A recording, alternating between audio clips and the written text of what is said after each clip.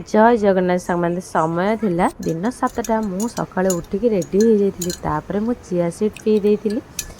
आज मत लगुला मम्मी बोधे mix veg कर सतरे आज गला बेलू मम्मी मिक्स वेज कर ऑफिस मु रेडी जाइली आ रुटी सहित मिक्स वेज गोटे खाई समस्त कमेंट कहते मु बहुत मोटा हो गली ता सहित मो भौणी मैंने कहते तू गोटे मोटी हो गलुनी से मु कम कम खाऊँ गोटे रुटी खाई चेष्टा करुँच खाइबा तथापि कौन मन बुझी खाई सारा पर भी गोटे आंब खाईदेली। आंब खाइबार तो बहुत मजा लगुच कारण एबे आंबर सीजन अच्छे आउ तो किसी दिन पर आसी मु ऑफिस रे पहुँच जाइली।